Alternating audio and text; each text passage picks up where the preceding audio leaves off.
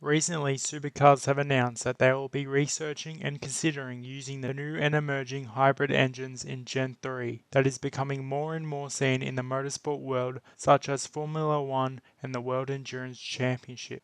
Just to recap what a hybrid engine does, a hybrid engine uses two or more different types of power, mostly consisting of a combustion engine and electrical generators that power the electrical motor, adding to the existing combustion engine to create a hybrid engine of mechanical horsepower and electrical power in one engine. We see the use of hybrid engines in Formula One with a 1.6-litre 4-stroke turbocharged V6 engine with the aid of having electrical power that produces another 160 odd kilowatts to the V6 turbocharged engine.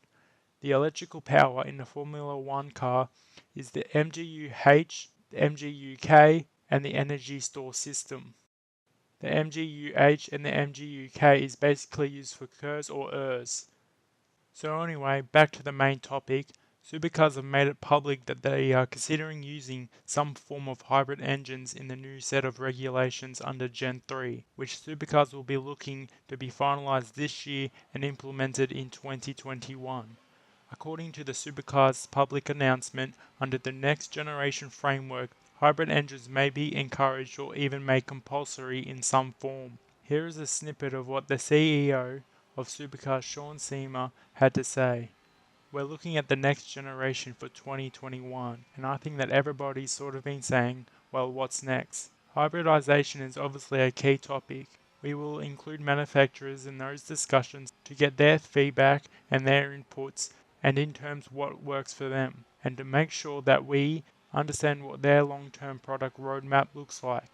With the ever-evolving technology and the way that the manufacturing car industry is shaping up, it doesn't surprise me supercars are looking down this path. Manufacturers enter a motorsport series to showcase their product to their road car relevancy, especially in a touring car series. Recently, we had Nissan pull out because they are now looking into electric engines and hybrid engines in their road cars, so using V8s in supercars contrasts what they are doing to their products. Their race car would have no relevancy to their road cars whatsoever. I've created a list of pros and cons for supercars if they choose to go down the hybrid engine path. We will start with the pros. First up is the potential for new manufacturers. As I just said, the manufacturing industry is evolving into electric engines and hybrid engines, so the relevancy to road cars and race cars would be similar and give the fans a better understanding of their product. Supercars have to keep some form of relevancy to the manufacturing car industry, otherwise we won't be getting any new manufacturers to the sport where the sport needs it most. The next pro is Supercars' revolution and better engineering involvement.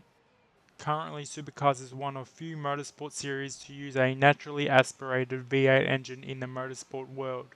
V8s in motorsport is becoming more and more less, leaving supercars with outdated engines which won't give much manufacturer interest. Using hybrid engines in Gen 3 will give these cars the modern look, sound, and capabilities that supercars have never seen, giving cars more power than a natural V8 engine, seeing better speeds, lap time, and racing. It will give the engineering involvement that can appeal to fans around the world, and engineering science that engineers crave for, to create and revolutionize hybrid engines. Just imagine Ford, Holden, Nissan, Toyota, Kia, all these manufacturers battling it out engineering-wise to come up with the most powerful and efficient hybrid engine. It will change the game of the series forever. The last pro is that with new manufacturer support, it will give the series more life and sustainability for the sport. More manufacturers equals more variety, more cars racing, and more interest from fans of other manufacturers. This will make supercars a growing sport, and that equals more sponsorship, revenue for the teams, and for supercars. It will extend the life of the series and can grow in multiple ways for a better sporting experience. Now let's get into the cons for supercars running hybrid engines. The first up is the hardcore supercars fans. If we go into a hybrid engine and potentially replace the V8 engine that all supercars fans have come to enjoy and listen to, what will the reaction be of those fans? Will we see a decline in numbers first up because V8s is the DNA of supercars and taking that away can lose the interest in the sport? When Holden announced the plan of running V6 twin turbos, it didn't sit too well with most of the V8 fans that Holden were thinking of moving away from V8s because of their road car relevancy of the ZB Commodore. Supercars have to be careful that while hybrid engines can be revolutionary, it can also be non-appealing to the hardcore supercars fans. The next con of running hybrid engines is the high cost. It can have huge potential of high costs, much more than the current V8 engines for the teams and manufacturers. It may not be an issue with the high budget teams of AAA, DJR Team Penske, Tick Ford, and Walkinshaw Andretti United. But what about the bottom end teams of Team 18, Erebus, Keller Racing, 23 Red Racing, etc.? Can they sustain their team with the huge cost of running hybrid engines? How much will it cost to have suppliers such as AAA supplying hybrid engines? Another thing supercars have to be mindful of is cost of running hybrid engines. It has to be affordable to all existing and up-and-coming teams, otherwise the hybrid engines won't work. The last con I reckon is a massive one, and that is parity. Supercars likes to keep parity of all cars fairly close for the intense wheel-to-wheel racing we love of supercars. Introducing hybrid engines can alter the playing field massively, meaning the parity we currently see in supercars can be extended and stretched out like we see in Formula 1 today of the massive field spread between teams.